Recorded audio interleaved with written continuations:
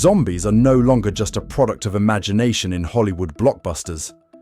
Now it has transformed into a social pandemic, spreading throughout America's major cities and fueling an outbreak right in the heart of San Francisco.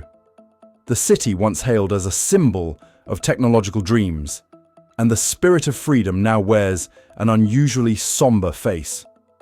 On the streets that once shone brightly with the lights of leading tech companies, one can easily find thousands of homeless individuals huddled in tents, crammed on sidewalks, their eyes empty and aimless like urban ghosts. They are not fictional characters, but the very blood vessels that once helped build this city. The number 8,300 homeless people in San Francisco is not just a dry statistic. It sounded an alarm if even one of America's wealthiest cities was reeling from the crisis what awaited the rest of the country. In today's video, we'll peel back the layers of San Francisco's shame, where 8,300 people are becoming symbols of a city said to be on the brink of collapse. Is the American dream fading away in the very land once considered a symbol of hope? The answer is waiting for you to discover right after this. 8,300 people are living without homes in San Francisco, a figure that is repeated in statistical reports. Hearing it, it doesn't sound too huge compared to Los Angeles or New York. But what if that number is just a lie? Because in reality, things cannot be contained within a few numbers. Behind the reports are the temporary residents in dilapidated RVs, those sheltering with friends and relatives, and even the bodies that collapsed on the sidewalk and were never recorded. The homeless population in San Francisco, therefore, is not just 8,300. It's much bigger, more complex, and more painful. The cause cannot be simply attributed to harsh weather or the lurking diseases and crime. What's truly dragging this city down is an uncurable poison, the vicious cycle of social ills. In one of the wealthiest cities in the world, where technology, money continues to pour in daily, a humanitarian disaster is unfolding that billions of dollars in budget have been unable to prevent. Every day, an average of 2 people collapse on the streets of San Francisco. In just 1 year, this crisis has left deeper scars on the city than the COVID-19 pandemic ever did in this city.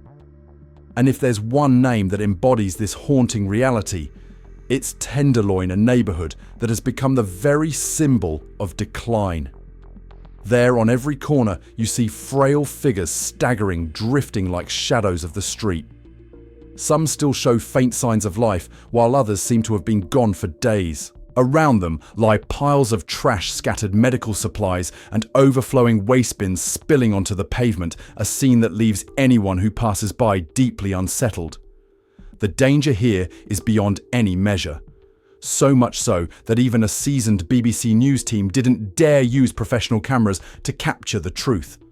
They just silently filmed with their phones as if the lens itself wasn't safe enough to be present in the darkness where light had been completely overcome. It doesn't stop there. San Francisco also has one of the highest rates of serious crime in the United States, with a 1 in 142 chance of someone becoming a victim. Even more frightening, this rate persists, even though the city has been placed under heavy security surveillance. Property crimes, from petty theft, burglary and arson to motor vehicle theft, occur so frequently that people consider them a part of daily life. The theft of vehicles is particularly rampant, leaving severe consequences. Many residents, when stopping in front of Walmart or Costco, have to leave a large note on their car windows with the plea, "There's nothing valuable inside, please don't break the door." But living surrounded by crime and tent cities was only half the suffering. The other half comes from the heavy cost of living that weighs down on residents, including those who still have a roof over their heads to return to. In 2025, San Francisco was ranked among the most expensive cities in the United States. The total cost of living was 67% higher than the national average, with housing prices and rent being up to 163% higher. The housing shortage, coupled with the supply-demand imbalance, has pushed the rent for a dilapidated apartment above $3,000 per month and even higher. a man who lived in San Francisco for many years, bitterly said, "Homeless is just a gentle way of describing misery. Who can afford to pay $3,000 a month for rent?" If this absurd standard of living continues perhaps within the next 5 years, 80% of San Francisco's population will become homeless. Many experts comment on the government's lack of decisiveness and consistency, while the people can only plead for a long-term solution, something they have never received. Therefore, 8,300 homeless people is just the tip of the iceberg. This story is no longer confined to dry reports. It has become an obsession hanging over the heads of more than 800,000 residents still living in this city. People who fear day and night that a sudden event could be enough to push them into the abyss of despair. If a city once hailed as a symbol of freedom and prosperity is now becoming an obsession due to homelessness, what else can we believe in for the future of America? And if even the residents who still have homes today live in uncertainty, who can be sure tomorrow that they won't become part of that darkness? San Francisco is perhaps the most paradoxical city in the United States, where the law seems lax toward actual criminals, yet harsh toward people who are just struggling to survive. The poor, those who have lost their homes, are often treated like criminals, simply for being present in public. Data shows that homelessness in San Francisco has increased by nearly 30% since 2017. However, instead of boosting affordable housing construction or reforming the welfare system, the city government is accused of choosing to clean up the streets through criminalization measures. That means that instead of being helped, many homeless people are driven away, have their meager belongings confiscated, or are forced to leave their temporary shelters without any alternative options. The story of Neil Taylor, a 70-year-old veteran, is a clear example. He once had a stable life under the same roof with his wife, but after she passed away, his spirit collapsed. He fell from the roof onto the makeshift tent. While he was hospitalized, all of his belongings, from mementos to the music he composed, were crushed by a garbage truck. For him, it wasn't just about losing a roof over his head, but also about losing his entire past and identity. Shauna Cooper's story also reveals another paradox. She used to be a firefighter, but after a serious injury, her life took a different turn. Without a roof over his head, Cooper lived on the streets and became a street medic, volunteering to care for the homeless injured during evictions. There's a lot of issues out here with a lot of injuries due to just being out on the street in general, as well as, fights and things like that. But the basic, all in all, is when... She said that the lack of clean water and access to public toilets makes many people susceptible to infections and abscesses. "I'm so tired," she said. "I just want a house so I can live normally again." Having once worn a uniform to help others in distress, she is now the one in need of rescue. However, that adversity didn't stop Cooper from continuing to care for and help the vulnerable around him, as a way to preserve a bit of dignity and compassion amidst this cold city. These stories vividly depict a two-sided San Francisco, a wealthy, luxurious city, but at the same time, a place where thousands of people are pushed onto the streets and stripped of their basic human rights simply because of poverty. Many experts believe the root of the crisis lies in flawed policies and economic inequality. Homeless people who are on the streets for longer with their health and mental state deteriorating become more visible and more likely to be targeted for suppression than ever before. The rise of technology gentrification and soaring housing prices has left renters feeling insecure. Even those who still have homes fear that one day they will join the ranks of the homeless. Looking deeper into history, since the time of President Ronald Reagan, the US has significantly cut Social Security, closed many mental hospitals, but has not built a community care system to replace them.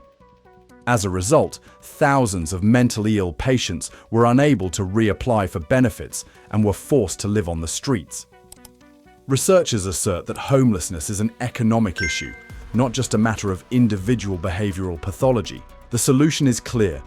This crisis requires a national strategy that invests in affordable housing and social support instead of spending over $1 trillion annually on the defense budget. However, to this day, the burden continues to be shifted onto cities and the homeless continue to be criminalized for their poverty. If poverty is also considered a sin, what is left to protect the dignity of the homeless? And when a society chooses to criminalize the existence of the vulnerable, instead of addressing the root causes, isn't it the system itself that is revealing its impotence and losing its sense of justice? San Francisco, once hailed as the jewel of the West Coast, now embodies a bitter paradox, a convergence of technology, investment capital and million-dollar skyscrapers, yet simultaneously a hotbed of one of the most severe housing crises in the United States. The story of homelessness in San Francisco is inseparable from the fact that a roof over one's head, which is inherently the most basic need, is increasingly becoming a luxury. The numbers show that the shortage of affordable housing in this city has reached alarming levels. The average rent for a small apartment has exceeded $3,000 per month, while the average American's retirement income is only about half that amount. Compared to the national average, housing costs in San Francisco are up to 160% higher, making it a struggle even for the middle class. The apartments that were once called affordable have permanently disappeared from the market. For many, the dream of a stable home seems out of reach. Some non-profit organizations and private corporations have begun to participate in this effort, testing modular housing models or smaller, more affordable apartments. These initiatives, though still limited, offer a glimmer of hope that the city can find a way out. If a major international brand with global influence were to associate itself with these humanitarian solutions, for example, if a leading technology corporation in Silicon Valley were to sponsor affordable housing projects, it could be a turning point in making a roof over one's head a reality for many people rather than a luxury dream. How can a society built on the ideas of opportunity and fairness maintain that belief when tens of thousands of people can no longer afford to keep a roof over their heads? And if even the richest cities can't guarantee this basic right, can we still call it the American dream? San Francisco, one of the wealthiest and most modern cities in the United States, is revealing dangerous gaps in its mental health care and social welfare systems. These gaps not only contribute to the persistence of the already pressing homelessness crisis, but also exacerbate it. When you look closely at the streets filled with tents, you see not only a lack of roofs, but also the absence of a network of mental, medical, and social support, which should have been the community's final safety net. One of the historical causes dates back to the 1980s, when the federal government drastically cut spending on social welfare and mass-dissolved mental hospitals. The promised community care system that was supposed to replace it never fully materialized.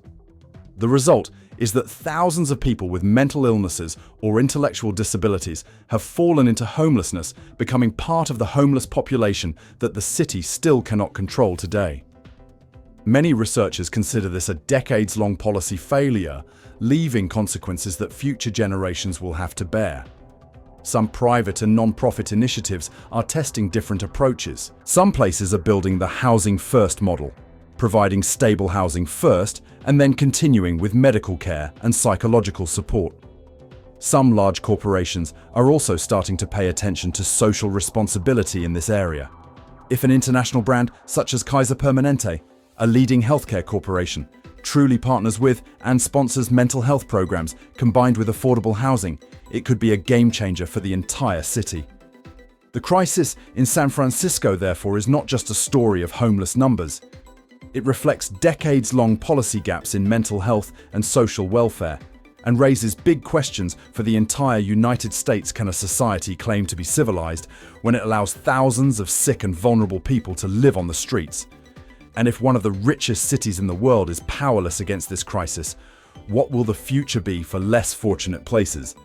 The gap between rich and poor is widening. San Francisco has long been known as a hub of innovation, technology, and wealth. But behind that glamorous facade lies a bitter truth. The gap between rich and poor here is becoming increasingly stark. Towering glass buildings, luxurious cafes, and electric cars lining the streets are just a few steps away from makeshift tents where thousands struggle to survive. Those two opposing worlds coexisted, creating a distorted social picture that everyone could see. According to numerous reports, San Francisco is currently among the cities with the highest income inequality in the United States.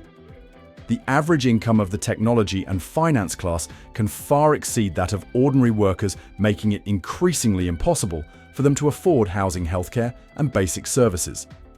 Meanwhile, those once considered middle class, teachers, healthcare workers, service workers, are now struggling to maintain a minimum standard of living.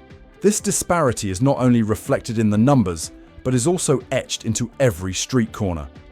Part of the reason comes from the wave of technology and urban redevelopment. As large companies continuously expand, land and housing prices skyrocket, pushing long-term residents out of the central area. Gentrification transforms many formerly community-oriented neighborhoods into places only accessible to those who can afford exorbitant prices.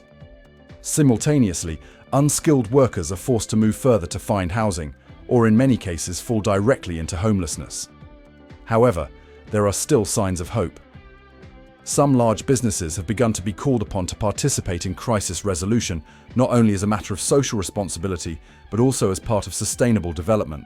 If a corporation with international influence such as Salesforce, a technology icon right in the city center, commits to significant investment in affordable housing and vocational training programs for low-income individuals, the wealth gap could gradually narrow. This isn't the only solution, but it could be an important starting point for San Francisco to regain its lost balance. Can a society maintain long-term prosperity when half enjoys the light and the other half is plunged into darkness?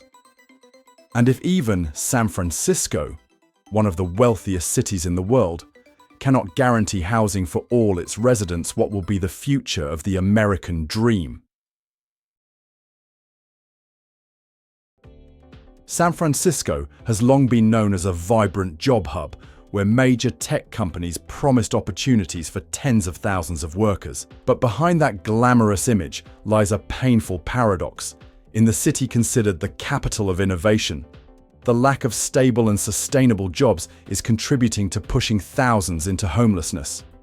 When the cost of living rises beyond affordability, low-paying or unstable jobs are no longer enough to maintain a basic life, let alone keep a roof over one's head. Many reports indicate that the job structure in San Francisco is changing rapidly in a way that is unfavorable to vulnerable groups. The rise of the technology industry has brought high salaries to a small segment, but at the same time, it has narrowed opportunities in traditional service sectors. Those who used to rely on retail service or unskilled labor jobs face the risk of unemployment or only having precarious part-time work. This imbalance is what makes the income gap increasingly apparent, and it also means that many workers, even though they have jobs, cannot afford rent. In that gloomy picture, some private initiatives are seen as rare bright spots. If a major corporation like Google, which is headquartered right in the San Francisco Bay Area, is truly committed to investing in vocational training programs for low-income individuals and creating jobs that match the skills of the local community, it could help thousands of people avoid the risk of homelessness. A long-term solution requires coordination between the public and private sectors, with the creation of sustainable jobs being considered a crucial foundation for addressing homelessness. Can a society be called just when, even in the midst of prosperity, thousands of employed people are left on the sidelines? And if even a wealthy city like San Francisco can't find a way to ensure employment for its residents, what will the future hold for the average American worker? San Francisco was once hailed as a dream city where opportunities were abundant and a diverse community created a unique vibrancy. However, in recent years, a concerning trend has emerged: a growing wave of migration away from cities. Those who once called this place home, from working-class families to small businesses, are choosing to leave because they can no longer afford the high cost of living, street unrest, and a crumbling social safety net. In addition to financial pressure, the security situation and social environment also contribute to the exodus. Many residents express feelings of unease upon witnessing homeless encampments springing up densely, property thefts occurring openly, and social evils spreading rampantly right on the central streets. When trust in public safety wavers, the decision to migrate is no longer just an economic matter, but also an effort to protect the quality of life and the future for children. This wave of migration has serious consequences for the city itself. As the middle class and small businesses leave, tax revenues decline while the burden of social spending grows. The already weak public service system is under even more pressure. A vicious cycle unfolds. Those with means leave the poor, and vulnerable are left behind, causing San Francisco to gradually lose its inherent balance.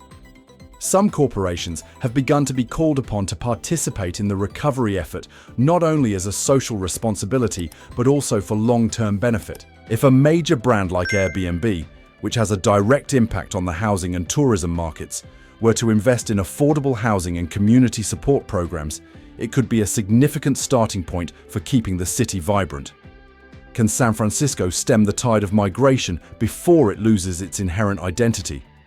And if even a city, once a symbol of freedom and opportunity, can't hold on to its residents, what does that say about the future of American cities?